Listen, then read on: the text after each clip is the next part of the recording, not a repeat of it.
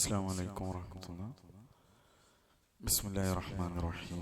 الحمد لله رب العالمين، والصلاة والسلام على رسول الله وعلى آله وصحبه أجمعين، أما بعد. يا أيها الذين آمنوا اتقوا الله حق تقاته ولا تموتن إلا وأنتم مسلمون. أعوذ بالله من الشيطان الرجيم. ولقد آتينا إبراهيم رشده من قبل وكنا به عالمين. إذ قال لأبيه وقومه ما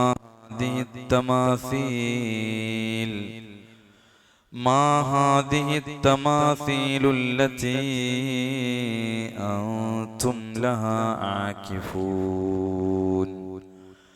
قالوا وجدنا آباءنا لها عابدين. قال لقد كنتم أنتم وآباؤكم في ضلال مبين. قالوا وجئتنا بالحق أم أنت من اللاعبين. قال بل ربكم رب السماوات والأرض الذي فطرهن وأنا على ذلكم من الشاهدين. وتالله لأكيدن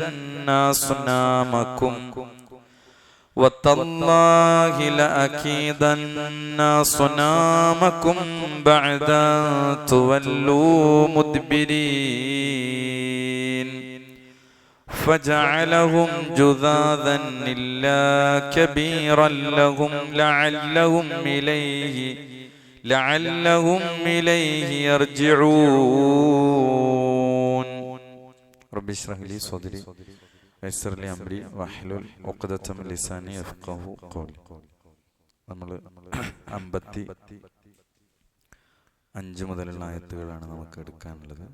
51 മുതൽ 54 വരെ നമ്മൾ കഴിഞ്ഞ ക്ലാസ്സിൽ എടുത്ത ഭാഗങ്ങളാണ്.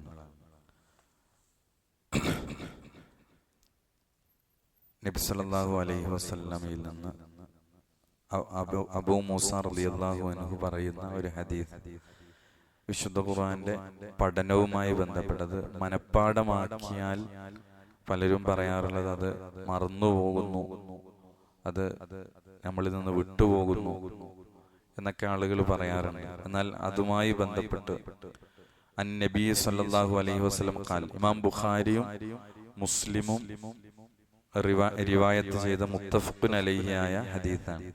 നബി സല്ലല്ലാഹു അലൈഹി വസല്ലം പറയാണ്, തആഹദുൽ ഖുർആൻ, നിങ്ങൾ ഖുർആനുമായി നിരന്തരം ബന്ധപ്പെട്ടുകൊണ്ടേയിരിക്കുക, ഖുർആനുമായി കണ്ടിന്യൂ ആയി ബന്ധപ്പെട്ടുകൊണ്ടേയിരിക്കുക. അല്ലെങ്കിലുള്ള പ്രശ്നം എന്താണ്? ഫവല്ലദീ നഫ്സി ബിയദിഹി, എന്റെ മുഹമ്മദിന്റെ ആത്മാവ് ആരുടെ കയ്യിലാണോ അവൻ തന്നെയാണ് സത്യം. ലഹുവ അശദ്ദു തഫസ്സിയൻ മിനൽ ഇബിലി ഫി ഉഖുലിഹാ.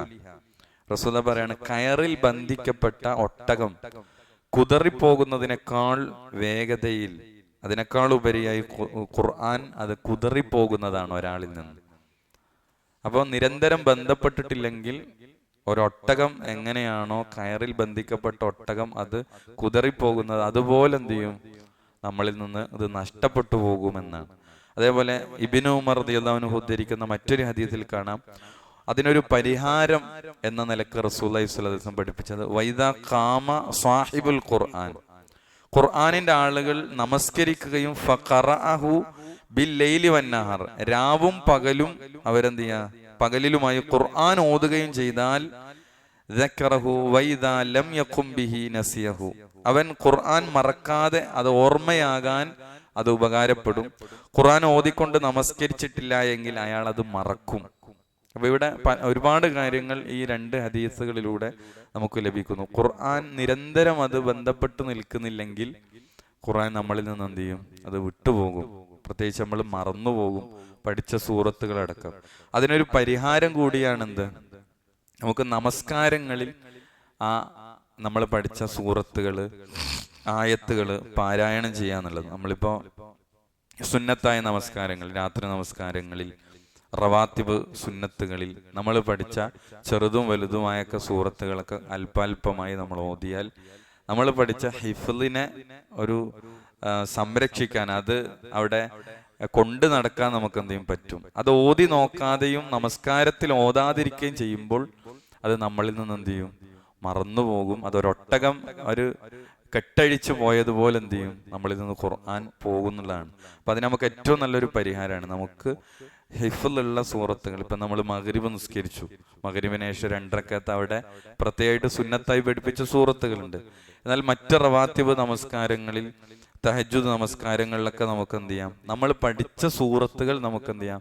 ഫാത്തിഹയ്ക്ക് ശേഷം ഓതാൻ ശ്രമിക്കുകയാണെങ്കിൽ നമുക്കത് ഹിഫ്ലായിട്ട് നമുക്ക് ബോധ്യപ്പെടുകയും ചെയ്യും. നമുക്ക് ഇനി ഏതെങ്കിലും യാത്രയിലും മറ്റൊക്കെ നമുക്കൊരു ഇമാമ നിൽക്കണം, അതിനുള്ളൊരു ആത്മവിശ്വാസം എന്ത് ചെയ്യും? നമുക്ക് നമ്മൾ തന്നെ സ്വമേധയാ നമസ്കരിക്കുമ്പോൾ നമുക്ക് ഹിഫ്ലുള്ള സൂറത്തുകൾ ഓതി, അത് തുടർച്ചയായി ഏതെങ്കിലും ഒരു സൂറത്ത് ഓതുക എന്നതിനപ്പുറത്ത് നമ്മൾ മനഃപ്പാടമുള്ള സൂറത്തുകൾ എന്ത് ചെയ്യുക? അത് മാറി മാറി ഓതിയാൽ അത് സഹായകമാകുമെന്നാണ് രണ്ടാമത് പറഞ്ഞ ഇമാം മുസ്ലിം റിപ്പോർട്ട് ചെയ്ത ഹദീസിൽ നിന്ന് നമുക്ക് മനസ്സിലാക്കാൻ സാധിക്കുന്നത്. നമ്മൾ കഴിഞ്ഞ ക്ലാസ്സിൽ എടുത്തത് 51 മുതലാണ്. നമുക്ക് ആ ഭാഗം മുതൽ ഒന്ന് ഓതി നോക്കാം. കഴിഞ്ഞ ക്ലാസ്സിൽ എടുത്ത ആ ഭാഗം മുതൽ ഇങ്ങോട്ട്. അഊദു ബില്ലാഹി മിനശ് ശൈത്വാനിർ റജീം.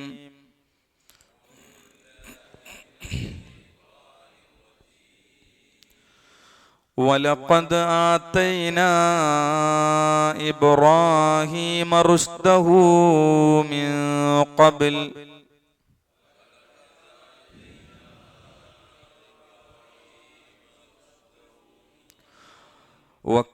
وكنا به عالمين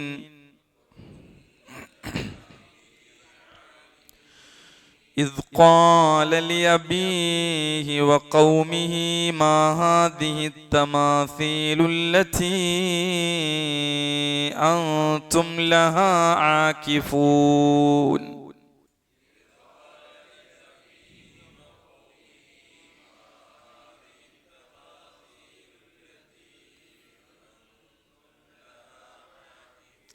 قالوا وجدنا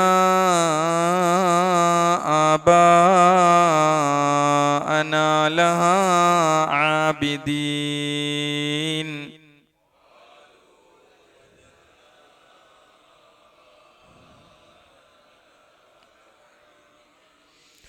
قال لقد كنتم أنتم وآباؤكم في ضلال مبين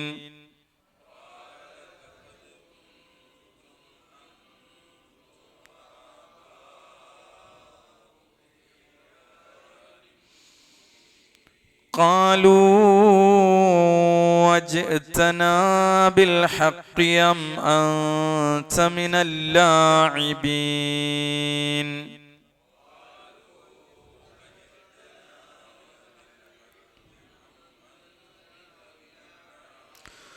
قال بل ربكم رب السماوات والأرض الذي فطرهن وأنا على ذلكم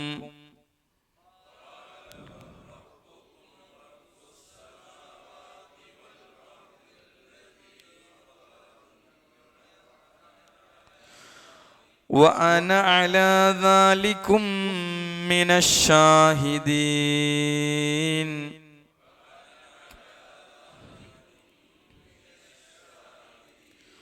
وتالله لأكيدن صنامكم بعد أن تولوا مدبرين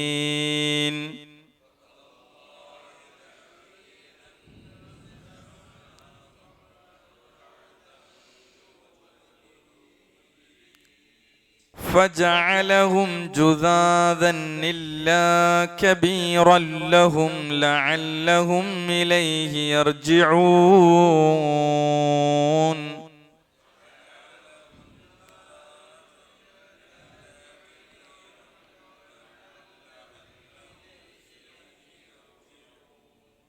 ഒന്നുകൂടി നോക്കാം 55 മുതൽ. قالوا وجئتنا بالحق أم أنت من اللاعبين.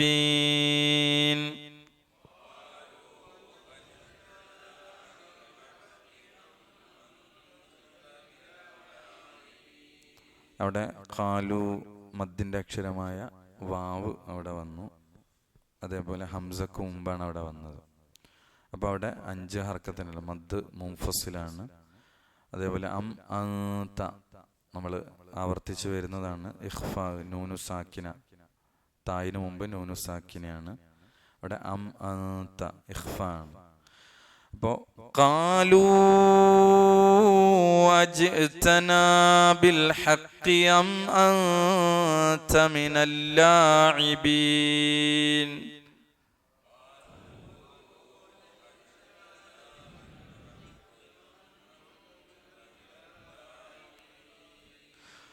قال بل ربكم رب السماوات والأرض.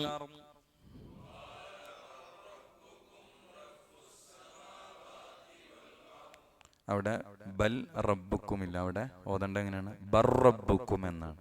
അവിടെ സുക്കൂനുള്ള ലാമിന് ശേഷം അവിടെ എന്ത് ചെയ്തു? റാ വന്നു. അവിടുത്തെ നിയമം ഇദ്ഗാമു ലിൽ തഖാറുബ് എന്നാണ് അതിന് പറയാ. അവിടെ ബർ റബ്ബുക്കും. അപ്പോൾ قال بل ربكم رب السماوات والأرض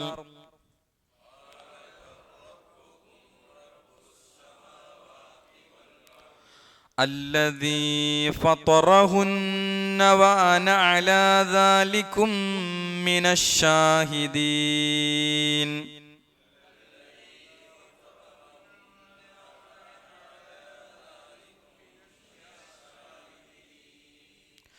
قال بل ربكم رب السماوات والأرض الذي فطرهن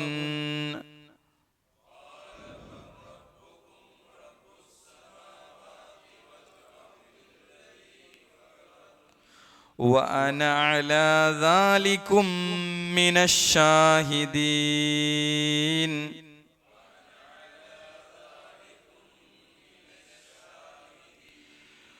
وتالله لأكيدن أصنامكم بعد أن تولوا مدبرين.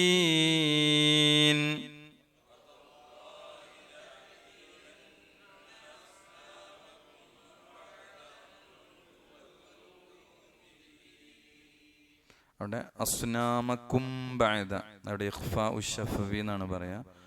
അസ്നാമക്കും ബഅദ തുവല്ലു, നേരത്തെ വന്ന നൂനു സാക്കിന, തായിന്റെ മുമ്പ് നൂനു സാക്കിന. തുവല്ലു അവിടെ ഇഖ്ഫാ ആണ്.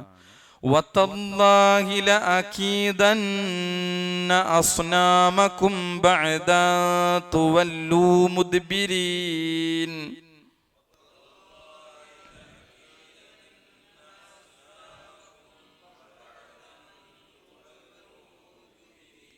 അതേപോലെ മുദ് ദ് നമ്മളെ ഇതിൽപ്പെട്ടതാണ്, ഹുറൂഫുൽ കൽക്കലയിൽ പെട്ടതാണ്. കുത്തുബ് ജദ് ദ്. ഇപ്പൊ ദാലിന് അവിടെ സുക്കൂനാണ് വന്നിരിക്കുന്നത്. അപ്പൊ മുദ് മുദ്ബിരീൻ. فجعلهم جذاذا إلا كبيرا لهم لعلهم إليه يرجعون.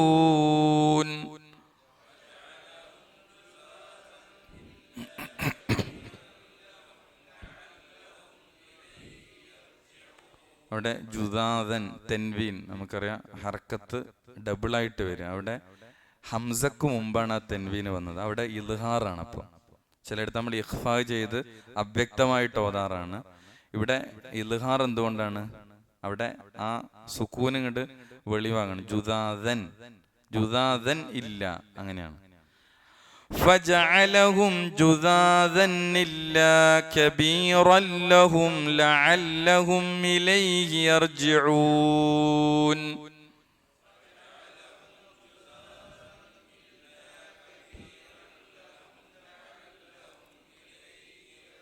അവിടെ കബീറല്ലഹും, അവിടെ ഇദ്ഗാം ബിലാ ഗുന്നയാണ്. ഗുന്നയില്ലാതെ അവിടെ ഇദ്ഗാം ചെയ്യാണ്. കബീറല്ലഹും, കബീറല്ലഹും. فجعلهم جذاذا إلا كبيرا لهم لعلهم إليه يرجعون.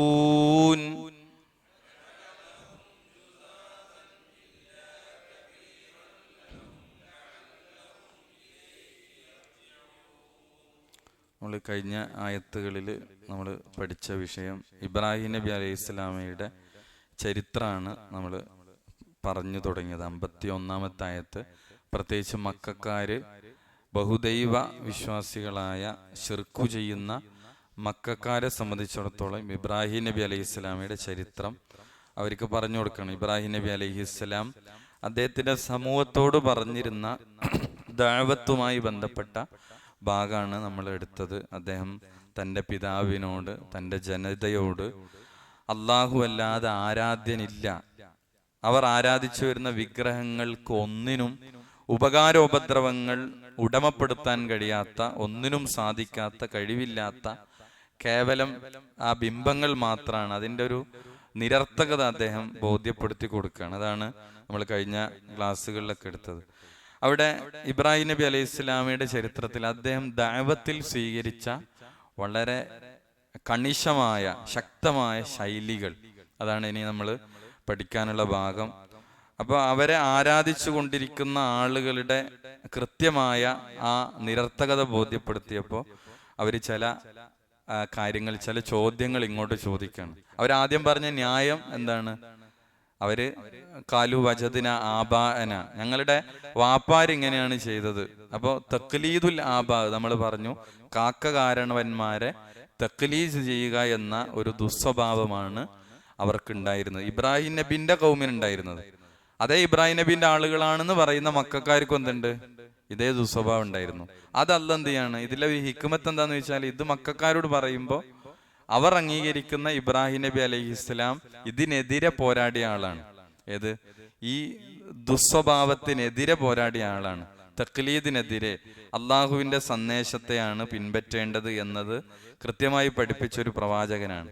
അപ്പൊ ഇവിടെ ഇത് ചോദിച്ചപ്പോ, ഈ അറിവുകൾ അദ്ദേഹം പകർന്നു കൊടുത്തപ്പോ അവരുടെ വിശ്വാസത്തെയും ചിന്തയെയും തട്ടിയുണർത്തുന്ന ആ അബദ്ധങ്ങളിൽ നിന്ന് അവർ പിന്തിരിഞ്ഞു വരണം എന്ന ആത്മാർത്ഥമായ ഉദ്ദേശം മാത്രമാണ് അദ്ദേഹത്തിനുള്ളത്. അപ്പോൾ അവര് തിരിച്ചു ചില കാര്യങ്ങൾ ചോദിക്കാണ്. അതിൽ ഏറ്റവും പ്രധാനമാണ്, ഇത് തമാശക്കാണോ അല്ല സീരിയസ് ആയിട്ടാണോ ഇബ്രാഹിം ഇത് ഞങ്ങളോട് പറയണത്? തമാശക്കാണോ ഞങ്ങൾക്ക് എന്തില്ല, വലിയ പ്രശ്നമൊന്നുമില്ല. പക്ഷെ ഇവരുടെ എവിടെയാണ് ആർക്കും പെട്ടെന്ന് പൊള്ളുന്ന ഒരു വിഷയമാണ് എന്ത്? വിശ്വാസ രംഗത്ത് കൈവെക്കുമ്പോൾ ഒന്നെന്ത് ചെയ്യും? പൊള്ളും. അപ്പൊ ഇവരുടെ ഒരു ചോദ്യമാണ് എന്ത്? 55-ാമത്തെ ആയത്ത്. ഇബ്രാഹിം നബീനോട് അവർ തിരിച്ചു ചോദിക്കാണ്. കാലു, കാലു എന്ന് പറഞ്ഞാൽ ഇബ്രാഹിം നബീന്റെ കൗമാണ്. അതേപോലെ തന്നെ ഇബ്നു കസീർ റഹിമഹുല്ല പറയുന്ന പണ്ഡിതന്മാര് പറയുന്നത്, ഈ ചോദ്യം ചോദിക്കുന്നത് കാല അബൂഹു വ ഖൗമുഹു എന്നാണ്. അദ്ദേഹത്തിന്റെ വാപ്പയും, വാപ്പയാണെങ്കിൽ വാപ്പാന്റെ പേര് ആസർ, ആസറും അദ്ദേഹത്തിന്റെ ജനതയുമാണ് ഈ ചോദ്യം ചോദിക്കുന്നത് ഇബ്രാഹിം നബിനോട്. എന്താ ചോദിക്കണത്? അവർ പറഞ്ഞു എന്നോ അല്ല, അവർ ചോദിച്ചു എന്നൊക്കെ അർത്ഥം വെക്കാം. കാലു എന്താണ് അവർ ചോദിക്കണത്? അജിഅ്തന, അതിന്റെ വെർബ് അസ്ല് ജാ എന്നാണ്. ജാ എന്ന് പറഞ്ഞാൽ എന്താ? വന്നു. ജിഇത്ത എന്ന് പറഞ്ഞാല് നീ വന്നു എന്നാണ്. ജിഇത്തന, ഞങ്ങളിലേക്ക് നീ വന്നു. ഇവിടെ ഒരു ഹംസ ഉണ്ട് തുടക്കത്തിൽ. അജിഇത്തന എന്നാണ്. അപ്പൊ ഒരു ക്വസ്റ്റ്യനായി അവിടെ. എന്താ? നീ ഞങ്ങളുടെ അടുക്കൽ വന്നിരിക്കുകയാണോ? ഇബ്രാഹിം നബിയോട് ചോദിക്കണം, നീ ഞങ്ങളുടെ അടുക്കൽ വന്നിരിക്കുകയാണോ? ആ ആണോ എന്നുള്ള ചോദ്യം എവിടെ നിന്ന് കിട്ടിയത്? ആ ഹംസയിൽ നിന്നാണ്. ആ ഫിഅലിന്റെ മുമ്പിൽ ഒരു ഹംസ വന്നു. ആ ഹംസ നമ്മൾ പറഞ്ഞു ഹംസത്തുൽ ഇസ്തിഫാം എന്നാണ് പറയാ. അറബി ഭാഷയിൽ ഒരു ചോദിക്കാൻ ഹൽ എന്നും പറയും. ഹൽ എന്ന അത് ഉപയോഗിക്കും. ആണോ, ഉണ്ടോ. അപ്പൊ ഇവിടെ നീ ഞങ്ങളുടെ അടുക്കൽ വന്നിരിക്കുകയാണോ? ബിൽ ഹഖ്, ബിൽ ഹക്ക് ഡയറക്റ്റ് അർത്ഥം വെച്ചാൽ സത്യവും കൊണ്ട് എന്നാണ്. ഇവിടെ യാഥാർത്ഥ്യവുമായി അല്ലെങ്കിൽ കാര്യവും കൊണ്ട്, കാര്യമായിട്ടാണോ നീ ഞങ്ങളുടെ അടുക്കൽ ഈ കാര്യങ്ങൾ പറയുന്നത് എന്നാണ് അവർ ഉദ്ദേശിക്കുന്നത്. ഈ കാര്യങ്ങളുമായിട്ട് നീ വന്നിരിക്കുന്നത്. അൻത, അതല്ല നീയാണോ മിനൽ ലാഇബീൻ. നമ്മൾ ലാഇബീൻ എന്നുള്ളത് നമ്മൾ മുമ്പ് പഠിച്ചിരുന്നു. അള്ളാന്റെ ആകാശഭൂമികളുടെ സൃഷ്ടിപ്പ് പറഞ്ഞെടുത്ത് പിന്നെ പറഞ്ഞു, ഞാൻ ലഈബായി പടച്ചതല്ല. ഇവിടെ ലഈബ എന്ന് പറഞ്ഞാൽ എന്താ? കളിച്ചു എന്നാണ് അർത്ഥം. ലഈബ് കളി. ഇവിടെ ലാഇബ് എന്ന് പറഞ്ഞാൽ കളിക്കുന്നവൻ എന്നാണ്. ലാഇബീ എന്ന് പറഞ്ഞാൽ കളിക്കുന്നവർ. അപ്പോ അൻത, അതല്ല നീയാണോ മിനൽ ലാഇബീൻ, കളിക്കുന്നവരിൽ പെട്ടവനാണോ? അപ്പൊ ഇതിന്റെ പൂർണ്ണമായൊരു അർത്ഥം പറഞ്ഞാൽ പിന്നെ അവർ ചോദിക്കണത് ഇബ്രാഹിം നബി അലൈഹി ഇസ്ലാമിയോട്, നീ ഒരു സീരിയസ് ആയിട്ടാണോ നീ ഈ വിഷയങ്ങൾ, അതായത് ഞങ്ങളെ വിഗ്രഹങ്ങൾ ഒരു ഉപകാരോപദ്രവമൊന്നും ചെയ്യൂല, ഇതിനെ ആരാധിക്കാൻ പാടില്ല എന്ന് നീ പറയുന്നത്, നീ വളരെ കാര്യഗൗരവത്തോടു കൂടെ തന്നെയാണോ അല്ലെങ്കിൽ തമാശക്ക് പറയാണോ? ഒരു കളിയായിട്ട്, അങ്ങനെ ഒരു തമാശയായിട്ട് പറയല്ലോ, അങ്ങനെ തമാശയായിട്ടാണോ നീ പറയുന്നത് അല്ലെങ്കിൽ കാര്യമായിട്ടാണോ ഞങ്ങളോട് ഇത് പറയുന്നത്? അത് നീ പറയും, എന്താണ്? അതാണ് അവരുടെ ചോദ്യം. അവർ പറഞ്ഞു, നീ ഞങ്ങളുടെ അടുത്ത് സത്യവും കൊണ്ടുവന്നിരിക്കുകയാണ്, അതല്ല നീ കളി പറയുന്നവരുടെ കൂട്ടത്തിലാണോ എന്ന് അവർ ചോദിക്കുകയാണ്. അപ്പൊ ഇവിടെ ഇബ്നു കസീർ റഹിമഹുല്ല ഇതിനെ വിശദീകരിക്കുന്നിടത്ത് പറയുന്നത്, ഈ ചോദ്യത്തിന്റെ ഉദ്ദേശം എന്ന് പറഞ്ഞാൽ ഇവർ ചോദിക്കുന്ന ഇബ്രാഹിം നബി അലൈഹി ഇസ്ലാമിയുടെ ഖൗമ് ചോദിച്ച ഈ ചോദ്യം, എപ്പോഴാണ് ഈ ചോദ്യം വന്നത്? സാഹചര്യം നമ്മൾ പറഞ്ഞു, വിഗ്രഹങ്ങളെ ആരാധിക്കാൻ കൊള്ളുകയില്ല എന്ന കാര്യം പറഞ്ഞു, അല്ലാഹ് മാത്രമാണ് ആരാധനക്കർഹൻ എന്ന് പറഞ്ഞപ്പോൾ അവരുടെ തിരിച്ചു ചോദ്യമാണ്. അപ്പൊ ഇബ്നു കസീർ റഹിമഹുല്ല പറയുന്നത്, ലഇബൻ ഔ മുഹിഖൻ, താങ്കൾ പറയുന്നത് കളിയായി കൊണ്ടാണോ, പരിഹസിക്കാൻ വേണ്ടിയാണോ, അതല്ലെങ്കിൽ കാര്യഗൗരവത്തോടെയാണോ ഈ വിഷയങ്ങളൊക്കെ ഞങ്ങളോട് നീ സംസാരിക്കുന്നത്? അപ്പൊ യഥാർത്ഥത്തിൽ അവരുടെ ഒരു പിന്നെ ഈ ചോദ്യത്തിന്റെ ഉദ്ദേശം തമാശയാണെങ്കിൽ, പരിഹസിക്കാൻ വേണ്ടിയിട്ടാണെങ്കിൽ എന്തല്ല, നമുക്ക് പ്രശ്നമല്ല. അവിടെ വിശ്വാസത്തെ ആ നിലക്ക് ആരോപിച്ചതാണെങ്കിൽ, ഇപ്പൊ നമ്മൾക്കിടയിൽ എന്ത് ചെയ്യും, തമാശയായിട്ട് പല കാര്യങ്ങളും പറയല്ലോ. അപ്പൊ ഒരു തമാശ രൂപത്തിലാണെങ്കിൽ ഞങ്ങൾക്ക് എന്തില്ല, പ്രശ്നമില്ല. ഇനി കാര്യഗൗരവത്തോടു കൂടിയാണെങ്കിൽ നീ അത് പറയുന്നതെങ്കിൽ അതെന്തല്ല, അത് ശരിയല്ല.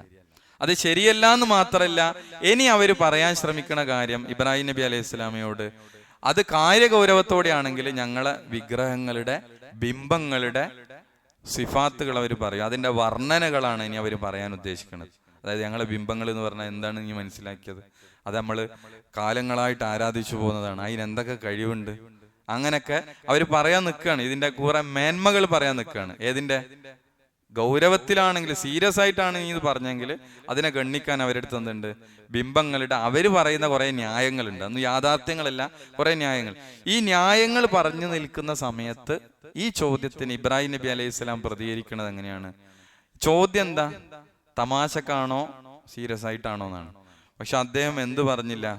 കാര്യമായിട്ടാണെന്നും പറഞ്ഞില്ല, തമാശക്കാണെന്നും പറഞ്ഞില്ല. ആര്? ഇബ്രാഹിം നബി അലൈഹി സ്വലാം. അദ്ദേഹത്തിന്റെ മറുപടിയാണ്, അദ്ദേഹം നേരെ വിഷയമാണ് അങ്ങോട്ട് പറഞ്ഞത്. അദ്ദേഹത്തിന്റെ ആ ശൈലി നോക്കണം. ഞാൻ കാര്യമായിട്ട് തന്നെയാണ് പറയണത് എന്ന് പറഞ്ഞാൽ അവിടെ ഒരു പ്രശ്നം ഉണ്ടാക്കിയില്ല. അല്ലെങ്കിൽ ഞാൻ തമാശക്കാണ് പറഞ്ഞതെന്ന് പറഞ്ഞാൽ എല്ലാ വിഷയവും പിന്നെ അവിടെ അദ്ദേഹം ആദ്യം പറഞ്ഞത് എന്ത് ചെയ്തു? ദുർബലമായി പോകും. അതുകൊണ്ട് തന്നെ അദ്ദേഹം നേരെ വിഷയത്തിലേക്ക് എന്ത് ചെയ്തു? ഇബ്രാഹിം നബി അലൈഹി സ്വലാം പോയി. അതാണ് 56 നമ്മൾ നോക്കുന്നത്. ഖാല ബർറബ്ബുകും റബ്ബുസ് സമാവാതി വൽ അർദി അല്ലദീ ഫതറഹുൻ വഅന അലാ ദാലികും മിനശ് ഷാഹിദീൻ. ഖാല, ഇവിടുത്തെ ഖാല ആരാണ്? ഇബ്രാഹിം നബി അലൈഹി സ്വലാം പറഞ്ഞു. ഈ ചോദ്യം അങ്ങോട്ട് വന്നല്ലോ. ഇനി ആ കൗമിനോട്, വാപ്പാനോട് അല്ലെങ്കിൽ ആ ജനതയോട് ഇബ്രാഹിം നബി അലൈഹി സ്വലാം പറഞ്ഞു എന്ത്? ബർറബ്ബുക്കും, എന്നാൽ നിങ്ങളുടെ റബ്ബ്, നിങ്ങളുടെ റബ്ബ് എന്നാണ് പറഞ്ഞത്. അപ്പൊ നമ്മൾ സൂറത്തു ത്വാഹയിലും മൂസാ നബിന്റെ സംസാരത്തിലെ ശൈലി പറഞ്ഞു, ഞങ്ങളെ റബ്ബ് എന്നല്ല പലയിടത്തും പറഞ്ഞത്, നിങ്ങളെ റബ്ബ് എന്നാണ് പറഞ്ഞത്. അത് ഫിറൗനൊരു ബോധ്യപ്പെടുത്തലായിരുന്നു. നിന്റെ റബ്ബാണ്, നീ അല്ല റബ്ബ്, നിന്റെ റബ്ബ് ആണ് പടച്ചോൻ. അതൊരു ബോധ്യപ്പെടുത്തലാണ്. അതുകൊണ്ട് തന്നെ ബൽ റബ്ബുക്കും എന്ന് പറഞ്ഞാൽ നിങ്ങളുടെ റബ്ബ് ആരാണ്? റബ്ബുസ് സമാവാതി, ആകാശങ്ങളുടെ റബ്ബാണ്. വൽ അർദി, ഭൂമിയുടെയും റബ്ബാണ്. എത്ര മനോഹരമാണ് തൗഹീദിന്റെ ആ റുബൂബിയത്തിന്റെ വിശദീകരണം. ഇത് റുബൂബിയത്ത് വരുന്ന ഒരു ഏരിയ ആണിത്. നമുക്കറിയാം തൗഹീദിന്റെ 3 ഇനങ്ങളിൽ ചിലയിടത്ത് റുബൂബിയത്ത് ആണ് പറയുന്നത്. അതായത് അള്ളാഹുവിന്റെ സൃഷ്ടിപ്പുമായി ബന്ധപ്പെട്ടതാണ് റുബൂബിയത്ത്. അടിമകളുടെ ആരാധനയുമായി ബന്ധപ്പെട്ടതാണ് എന്ത്? ഉലൂഹിയത്ത്. അപ്പൊ ഇവിടെ റുബൂബിയത്താണ് പറഞ്ഞു കൊടുക്കുന്നത്. അപ്പൊ യഥാർത്ഥത്തിൽ ആകാശഭൂമികളെ സൃഷ്ടിച്ച റബ്ബായിരിക്കണം എന്ത്? യഥാർത്ഥ ഇലാഹ്, യഥാർത്ഥ റബ്ബ്. അത് ആരല്ല? വിഗ്രഹങ്ങളല്ല. അങ്ങനെയാണല്ലോ വാചകങ്ങൾക്കിടയിൽ ഒരാശയത്തെ എന്ത് ചെയ്യാണ് കേൾവിക്കാരന് കൊടുക്കാണ്. ഇവിടെ റബ്ബുസ്സമാവാത്തി വല്ലർന്ന്, റബ്ബുക്കും നിങ്ങളുടെ റബ്ബാരാണ്? റബ്ബുസ്സമാവാത്തി ആകാശങ്ങളുടെ റബ്ബാണ്, വല്ലർദി ഭൂമിയുടെയും. അപ്പൊ നിങ്ങളുടെ റബ്ബ് ആകാശങ്ങളുടെയും ഭൂമിയുടെയും രക്ഷിതാവാകുന്നു, റബ്ബാകുന്നു. അല്ലദീ ഫത്തറഹുന്ന, അല്ലദീ ഫത്തറഹുന്ന അവയെ പടച്ചുണ്ടാക്കിയവനാണ് അവൻ. ഫത്തറ എന്ന് പറഞ്ഞാല് പടച്ചു, സൃഷ്ടിച്ചു എന്നൊക്കെയാണ് അർത്ഥം. ഈ ഖലഖയുടെ അതേ അർത്ഥമാണ് എന്തിന്? ഫത്തറക്ക്. നമ്മൾ മുമ്പ് അത് പറഞ്ഞിരുന്നു, ഏതോ ക്ലാസ് പറഞ്ഞിരുന്നു. ഫത്തറക്കും ഖലഖക്കും ഒരു അർത്ഥ വ്യത്യാസം വരുന്നത് എന്താണ്? ഫത്തറ മുൻ മാതൃകയില്ലാതെ സൃഷ്ടിക്കുന്നതിനാണ് എന്ത് ചെയ്യാ ഫത്തറ എന്ന് പലയിടത്തും പ്രയോഗിച്ചിരിക്കുന്നത്. അപ്പോ അല്ലദീ ഫത്തറഹുന്ന അവയെ പടച്ചുണ്ടാക്കിയവനാണ് ആര്? അല്ലാഹു സുബ്ഹാനഹു വ തആല. വ അന അലാ ദാലികും, വ അന, ഇനി അതിന് ചില തെളിവുകൾ പറയാണ്. വ അന ഞാനാകട്ടെ, അലാ ദാലികും അതിന്, ഏതിന്? അള്ളാഹുവാണ് റബ്ബ് എന്നതിന്, മിന ഷാഹിദീൻ. ഷാഹിദ് എന്ന് പറഞ്ഞ എന്താ? സാക്ഷിയാണ്, സാക്ഷ്യം വഹിക്കുന്നവനാണ് ഷാഹിദ്. നമ്മൾ ഷഹാദത്ത് എന്നൊക്കെ പറഞ്ഞ സാക്ഷ്യവചനം. ഇവിടെ ഷാഹിദീൻ സാക്ഷ്യം വഹിക്കുന്നവർ. മിന ഷാഹിദി എന്ന് പറഞ്ഞാലോ മിൻ സാധാരണ ഒറ്റക്ക് നമ്മൾ ഇൽ നിന്ന് എന്നാണ് പറയാറ്. ഇവിടെ മിന ഷാഹിദീൻ സാക്ഷ്യം വഹിക്കുന്നവരിൽ പെട്ടവനാണ്. ഒന്നുകൂടി നോക്കുക. കാല ഇബ്രാഹിം നബി അലൈഹി സ്വലാം പറഞ്ഞു, ബൽ റബ്ബുക്കും എന്നാൽ നിങ്ങളുടെ റബ്ബ്, നിങ്ങളുടെ രക്ഷിതാവ്, റബ്ബുസ് സമാവാത്തി ആകാശങ്ങളുടെ റബ്ബാണ്, വൽ അർളി ഭൂമിയുടെയും റബ്ബാണ്, അല്ലദീ ഫത്തറഹുന്ന അവയെ പടച്ചുണ്ടാക്കിയവൻ, വ അന ഞാനാകട്ടെ, അലാ ദാലിക്കും അതിന്, ഈ റബ്ബാണ് എന്നതിന്, മിന ഷാഹിദീൻ സാക്ഷ്യം വഹിക്കുന്നവരിൽ പെട്ടവനുമാണ്. അപ്പൊ പൂർണ്ണമായ അർത്ഥം നോക്കിയേ. അദ്ദേഹം പറഞ്ഞു, അല്ല നിങ്ങളുടെ റബ്ബ് ആകാശങ്ങളുടെയും ഭൂമിയുടെയും രക്ഷിതാവാകുന്നു, അവയെ സൃഷ്ടിച്ചുണ്ടാക്കിയവൻ, ഞാൻ അതിന് സാക്ഷ്യം വഹിക്കുന്നവരുടെ കൂട്ടത്തിലാകുന്നു എന്നുള്ളതാണ്. അപ്പൊ ഇവിടെ ഈ ഉത്തരം അവര് ഇങ്ങോട്ട് അവരുടെ വിഗ്രഹങ്ങളുടെ ബിംബങ്ങളുടെ മേന്മ പറയുന്നതിന് മുമ്പ് എന്ത് ചെയ്തു? ഇബ്രാഹിം നബി അലൈഹിസ്സലാം തിരിച്ച് ഞാൻ കാര്യമായിട്ടാണെന്നും പറഞ്ഞില്ല, തമാശക്കാണെന്നും പറഞ്ഞില്ല. അദ്ദേഹം നേരെ എന്ത് ചെയ്തു? ആ തൗഹീദിന്റെ റുബൂബിയത്തിന്റെ ഒരു വശം എന്ത് ചെയ്തു? അദ്ദേഹം തന്റെ ഖൗമിനോട്, വാപ്പയോട് അദ്ദേഹം എന്ത് ചെയ്തു? പിന്നെ പറഞ്ഞു കൊടുക്കാണ്. അപ്പൊ ഈ ഉത്തരം പറഞ്ഞപ്പോൾ അവർക്ക് പ്രത്യേകിച്ച് ഒരു മറുപടി ഒന്നും എന്ത് ചെയ്തിട്ടില്ല, ഉണ്ടായിട്ടില്ല. കാരണം എന്താണ്? ഇവിടെ ഇബ്രാഹിം നബി അലൈഹി സ്വലാം 2 തെളിവാണ് ഈ ആയത്തില്. ഏതായത്തില്? 56-ാമത്തെ ആയത്തില് 2 തെളിവാണ്. പണ്ഡിതന്മാർ മുഫസ്സിറുകൾ പഠിപ്പിക്കുന്നത് 2 തെളിവുകളാണ് ഇബ്രാഹിം നബി അലൈഹി സ്വലാം തന്റെ നാട്ടുകാരുടെ മുമ്പിൽ, വാപ്പാന്റെ മുമ്പിൽ വെക്കുന്നത്. ഒന്ന് അഖ്ലിയായ ദലീലാണ്, ഒന്ന് സമഇയായ ദലീലാണ്.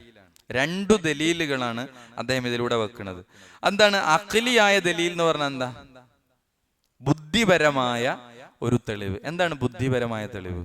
ആകാശത്തെയും ഭൂമിയെയും പടച്ചവൻ അവൻ മാത്രമേ റബ്ബാകാൻ അധികാരമുള്ളൂ, അവനു മാത്രമേ ആരാധനക്കർഹതയുള്ളൂ. അതൊരു ബുദ്ധിയോടുള്ള സംസാരമാണ്. ആകാശം അവർ കാണുന്നുണ്ട്, ഭൂമി അവർ കാണുന്നുണ്ട്. ഈ ആകാശ ഭൂമികളെ പടച്ചത് ആരല്ല? ഇതിന്റെ ഉള്ളിലുള്ള വായനയാണ്. എന്ത്? ആകാശഭൂമികളെ പഠിച്ചത് എന്തല്ല? ഇവര് കൈകൂപ്പി നിൽക്കുന്ന, ഇവർ ആരാധിക്കുന്ന വിഗ്രഹങ്ങളല്ല, ബിംബങ്ങളല്ല, മറിച്ച് അതാരാണ്? ഒരു റബ്ബുണ്ട്, അതാണ് അള്ളാഹു.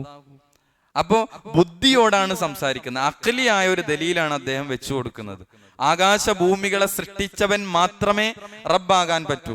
2 അദ്ദേഹം മുന്നിൽ വെച്ചത് സമഇയായ ഒരു ദലീലാണ്. എന്താണ് സമഇയായ ദലീൽ എന്ന് പറഞ്ഞാൽ? അദ്ദേഹം അള്ളാഹുവാണ് റബ്ബ് എന്നുള്ളതിന് ഞാൻ തന്നെയാണ് അതിന്റെ സാക്ഷി. എന്താണ് ആ പറഞ്ഞതിന്റെ ഉദ്ദേശം? വ അന അലാ ദാലിക്കും മിന ഷാഹിദി എന്ന് പറഞ്ഞില്ലേ? ഈ കാര്യത്തിന് ആരാ സാക്ഷി? ഈ കാര്യത്തിന് ഞാൻ തന്നെ ഇതിന് സാക്ഷ്യം വഹിക്കുന്നവരിൽ പെട്ടതാണ്. ഈ ഏകദൈവ ആരാധനക്ക് അള്ളാഹുവാണ് റബ്ബ് എന്നതിന് ഞാനാണ് നിങ്ങൾക്ക് സാക്ഷി എന്ന് പറഞ്ഞാൽ പ്രവാചകന്റെ ആ പ്രമാണം നൽകുകയാണ്. ഞാൻ പ്രവാചകനാണ്, നുബൂവത്ത് കൃത്യമായിട്ട് എന്ത് ചെയ്യാണ് അവരെ ബോധ്യപ്പെടുത്താണ്. അപ്പൊ ഒന്ന് സമഈയായ ഒരു ദലീലാണ് അവരുടെ മുന്നിൽ വെച്ചത്. പ്രവാചകത്വം എന്ന അള്ളാഹുവിന്റെ മഹനീയമായി അള്ളാഹു സുബ്ഹാനഹു വ തആല പ്രത്യേകമായ ആളുകൾക്ക് കൊടുക്കണം. ആ പ്രവാചകത്വം എനിക്കുണ്ട്. ആ പ്രവാചകത്വത്തിലൂടെ ബോധ്യപ്പെട്ട കാര്യമാണ് എന്ത്? അള്ളാഹു മാത്രമാണ് റബ്ബ്. അതേപോലെ അഖ്ലിയായ ദലീല് കൊണ്ടും അവരെ ബോധ്യപ്പെടുത്തി ആകാശഭൂമികളുടെ റബ്ബുമാണ് ആര്? അള്ളാഹു സുബ്ഹാനഹു വ തആല എന്നുള്ളതാണ്. ഇവിടെ ഇതിനു ശേഷം ഞാൻ അതാണ് തുടക്കത്തിൽ പറഞ്ഞത്, ഇബ്രാഹിം നബി അലൈഹി സ്വലാമയുടെ ദഅവ അവിടെ വളരെ ഹിക്മത്തോടുകൂടെയുള്ള ദഅവ ഉണ്ട്. അദ്ദേഹത്തിന്റെ ശക്തമായ, നമ്മൾ ചരിത്രത്തിൽ വായിക്കുന്ന നമുക്കൊക്കെ അറിയാവുന്ന ഒരു സംഭവത്തിലേക്കാണ് അടുത്ത ആയത്തുകൾ. അദ്ദേഹത്തിന്റെ വളരെ ശക്തമായ ദഅവത്തിന്റെ ചില രീതികൾ, അവിടെ ഒരു ഭീഷണി അദ്ദേഹം നാട്ടുകാരുടെ മുമ്പിൽ വെക്കാണ്. അതാണ് അടുത്ത ആയത്ത്, 57-ാമത്തെ ആയത്ത്. അദ്ദേഹം ഈ വിഗ്രഹങ്ങളുടെ വിഷയത്തിൽ, വിഗ്രഹത്തിന് അറബിയിൽ പറയാൻ എന്താണ്? സ്വനം, അസ്നാം എന്നൊക്കെയാണ് പറയാം. അതാണ് അടുത്ത ആയത്തിൽ വരുന്നത്. വത്തല്ലാഹി, ഇബ്രാഹിം നബി അലൈഹി സ്വലാം പറയാണ് അള്ളാഹു തന്നെയാണ് സത്യം, അള്ളാഹുവിനെ തന്നെയാണ്. ലഅകീദന്ന, കെയ്ദ്, കെയ്ദ് എന്ന് പറഞ്ഞാൽ തന്ത്രം. നമ്മൾ സൂറത്തു ത്വാഹയിൽ പഠിച്ചിട്ടുണ്ട് കെയ്ദ്. നിങ്ങളുടെ തന്ത്രങ്ങൾ നിങ്ങൾ ഒരുമിച്ച് കൂട്ടുക എന്നൊക്കെ പറഞ്ഞില്ലേ ഫിറൗന് അവന്റെ ആളുകളോട്.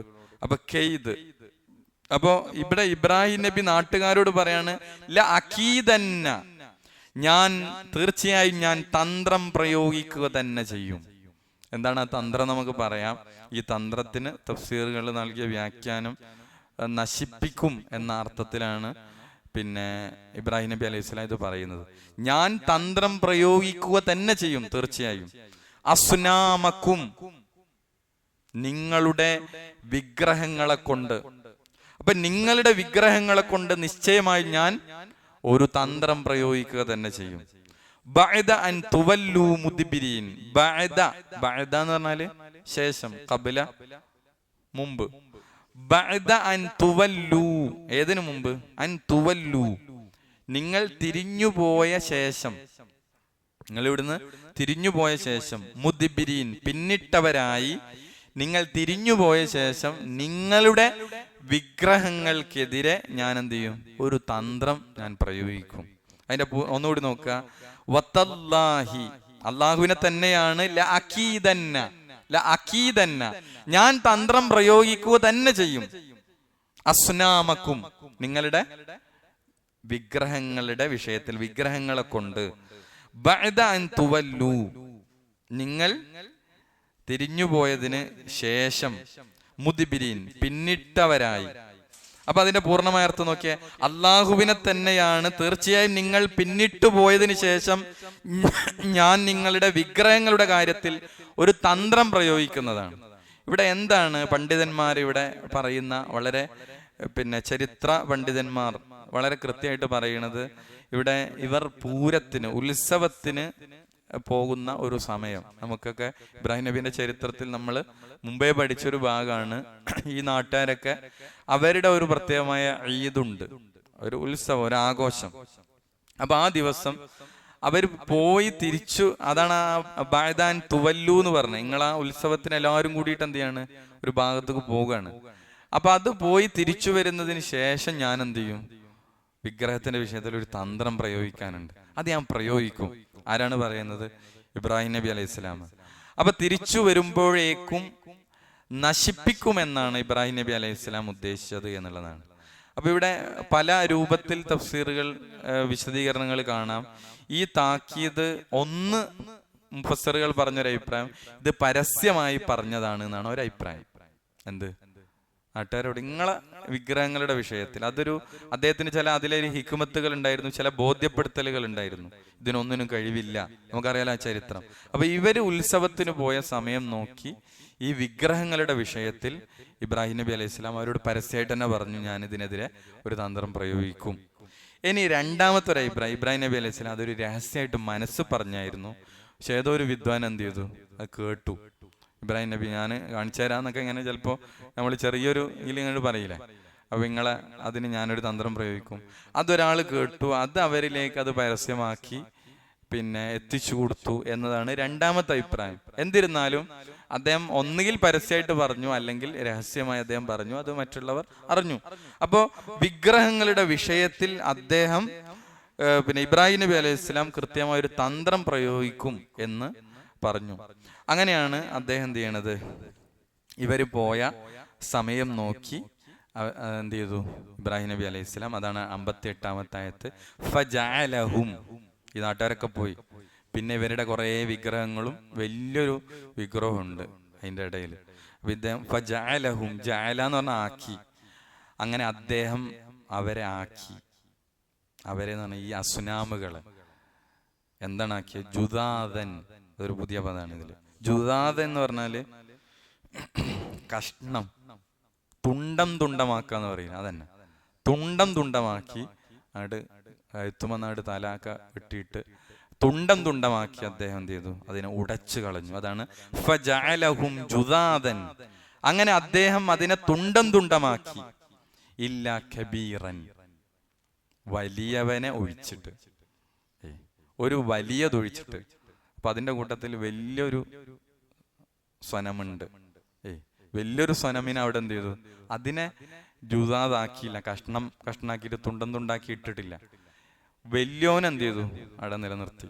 ബാക്കിയുള്ളൊക്കെ എന്ത് ചെയ്തു?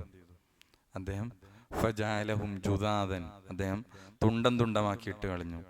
അങ്ങനെ കബീറൻ ലഹും, അവരുടെ ആ ഒരു വലിയതൊഴിച്ച്. എന്തിനാണത്? ലഅല്ലഹും, ലഅല്ല എന്ന് പറഞ്ഞാൽ എന്താ? ആയേക്കാം. ലഅല്ലഹും, അവർ ആയേക്കാം. ഇലൈഹി, ഇലൈഹി അതിലേക്ക്, അല്ലെങ്കിൽ തൻ്റെ അടുക്കലേക്ക്. അതെന്താണ് ആ ഇലൈഹി കൊണ്ട് ഉദ്ദേശിക്കുന്നത് നമുക്ക് പറയാം. ഇലൈഹി അതിൻ്റെ അടുക്കലേക്ക്, അല്ലെങ്കിൽ അദ്ദേഹത്തിന്റെ അടുക്കലേക്ക് ആയേക്കാം. യർജിഊൻ, മടങ്ങുന്നവർ. റജഅ മടങ്ങി, യർജിഉ മടങ്ങുന്നു, യർജിഊൻ മടങ്ങുന്നവർ.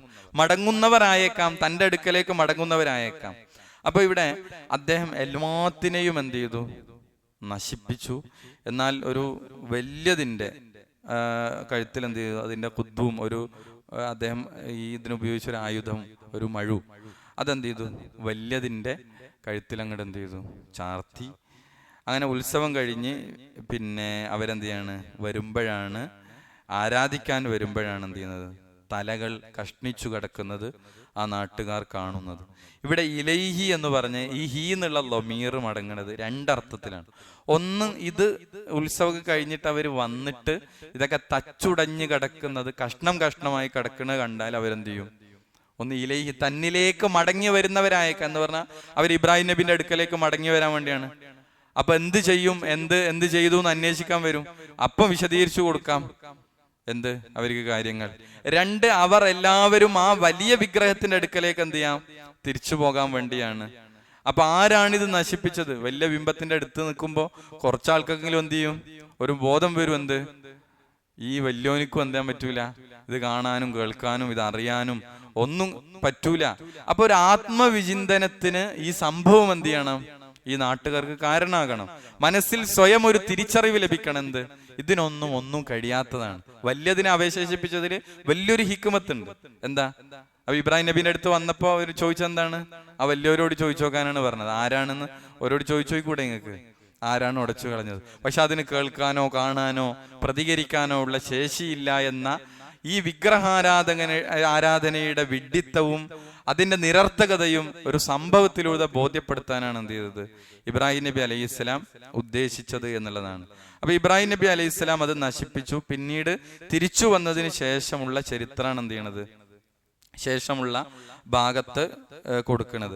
അപ്പൊ ഈ പിന്നെ ആയത്തുകളിലൂടെ നമ്മൾ മനസ്സിലാക്കുന്ന പോയിന്റ് ഒന്ന്, നമ്മൾ ആകാശഭൂമികളെ സൃഷ്ടിച്ചവനെ ആകണം മനുഷ്യർ ആരാധിക്കേണ്ടത്, മറ്റ് വിഗ്രഹങ്ങളെയോ ആൾദൈവങ്ങളെയോ അല്ല. രണ്ട്, തൗഹീദ് റുബൂബിയത്തുമായി ബന്ധപ്പെട്ട ഭാഗം കൃത്യമായിട്ട് ഇവിടെ പഠിപ്പിച്ചു.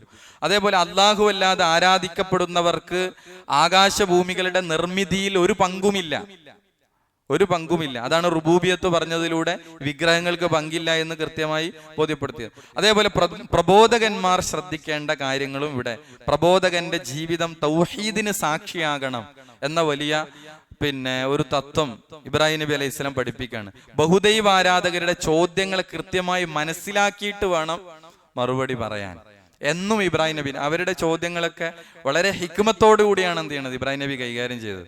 ഒരു ചോദ്യത്തിന് മറുപടി പറഞ്ഞില്ല, മറിച്ച് കാല റബ്ബുക്കും എന്നാണ് പറഞ്ഞത്. നിങ്ങളുടെ റബ്ബ് റബ്ബു സമാവാത്തി വല്ലർദ് എന്നാണ് പറഞ്ഞത്. ആകാശഭൂമികളുടെ റബ്ബാണ്. അപ്പൊ ഇവിടെ നമ്മളൊരു ഭാഗം അമാനി മൗലവി കൊടുത്തൊരു ഭാഗം ഇതുമായി ബന്ധപ്പെട്ട് അതങ്ങനെ തന്നെ വായിക്കാണ്.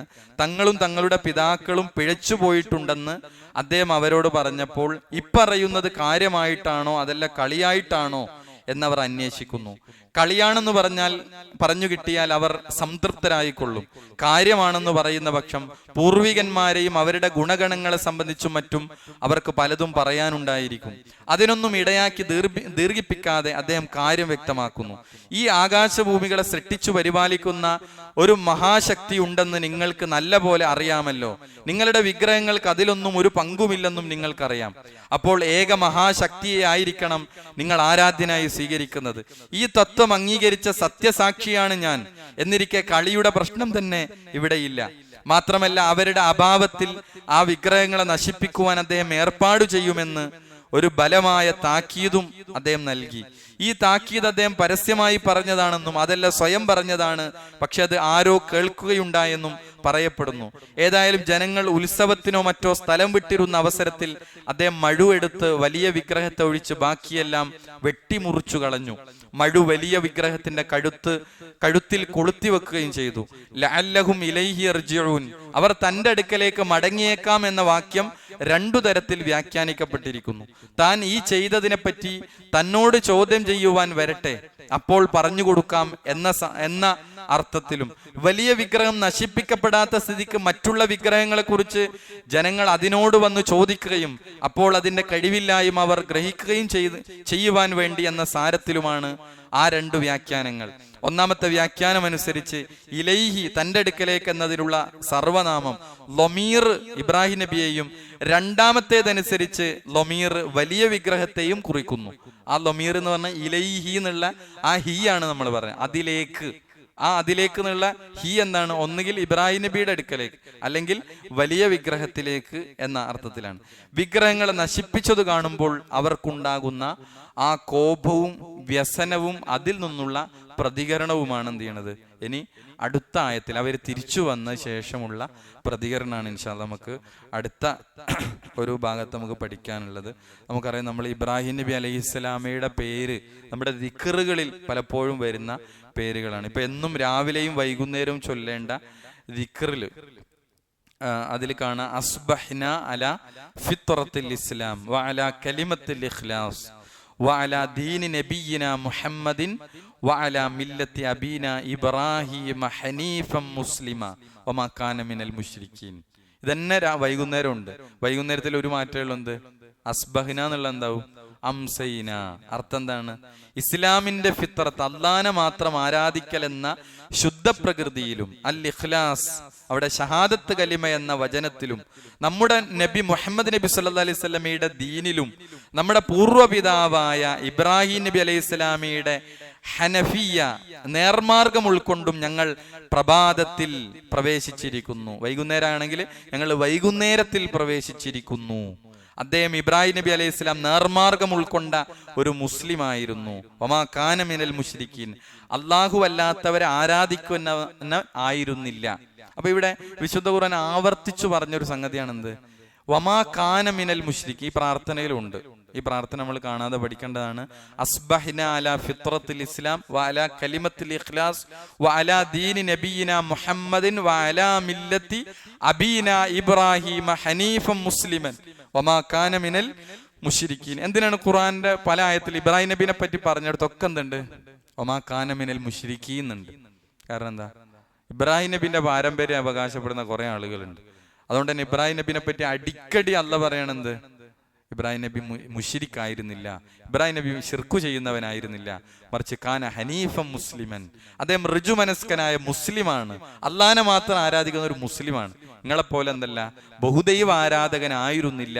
ബഹുദൈവ ആരാധന ചെയ്യുന്നവർ ഈ മില്ലത്ത് അവകാശപ്പെടുമ്പോൾ അല്ലാഹ് എന്ത് ചെയ്യാണ്? അതിനെ ഗണ്ണിക്കാണ്. യഥാർത്ഥത്തിൽ അദ്ദേഹം ഒരിക്കലും ശിർക്ക് ചെയ്യുന്നവനല്ല എന്നെന്ത് ചെയ്യാണ്? തീർത്തു പറയാണ് നിരവധി ആയത്തുകളിലൂടെ. നമുക്കൊന്നുകൂടി ഓതി നോക്കാം.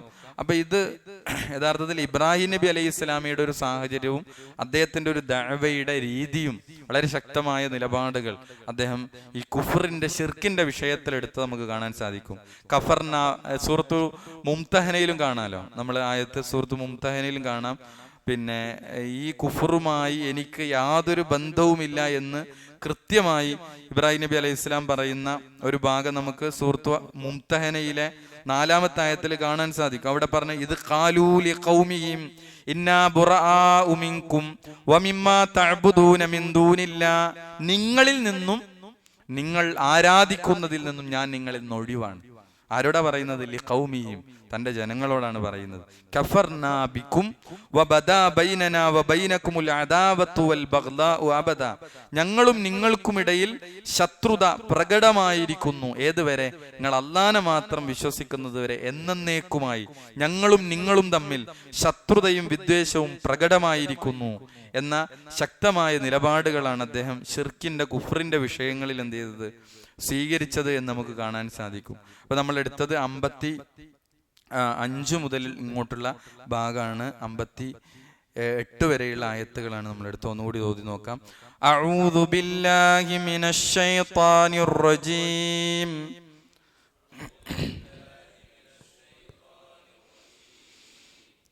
قالوا وجئتنا بالحق أم أنت من اللاعبين.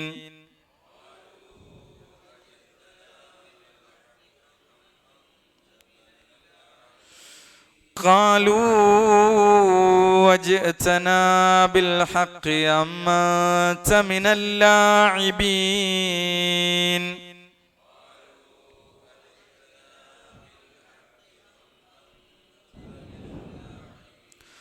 قال بل ربكم رب السماوات والأرض الذي فطرهن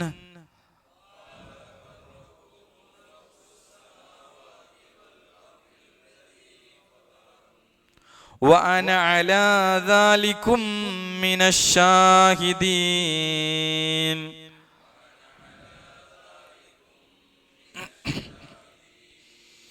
وتالله لأكيدن أصنامكم بعد أن تولوا مدبرين.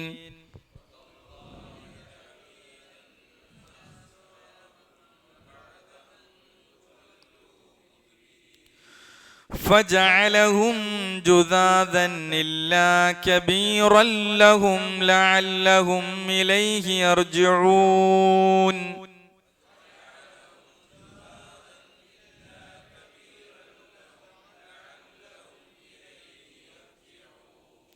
അല്ലാഹു സുബ്ഹാനഹു വ തആല കൂടുതൽ പഠിക്കാനും പഠിക്കുന്ന കാര്യങ്ങൾ ജീവിതത്തിൽ പകർത്താനും നമുക്ക് തൗഫീഖ് നൽകി അനുഗ്രഹിക്കുമാറാകട്ടെ. നമ്മിൽ നിന്ന് വന്നുപോയ ചെറുതും വലുതുമായ എല്ലാ തെറ്റുകുറ്റങ്ങളും അല്ലാഹു വിട്ടുപുറത്തു മാപ്പാക്കി തരുമാറാകട്ടെ. റബ്ബനാ തഖബ്ബൽ മിന്നാ ഇന്നക അൻതസ് സമീഉൽ അലീം. റബ്ബനാ ആതിനാ ഫിദ് ദുനിയ ഹസന വഫിൽ ആഖിറതി ഹസനതൻ വഖിനാ അദാബന്നാർ. ആമീൻ ആമീൻ ബിറഹ്മതിക യാ അർഹമർ റഹീമീൻ. സുബ്ഹാനക അല്ലാഹുമ്മ ബിഹംദിക അശ്ഹദു അല്ലാ ഇലാഹ ഇല്ലാ അൻത അസ്തഗ്ഫിറുക വഅതൂബു ഇലൈക്.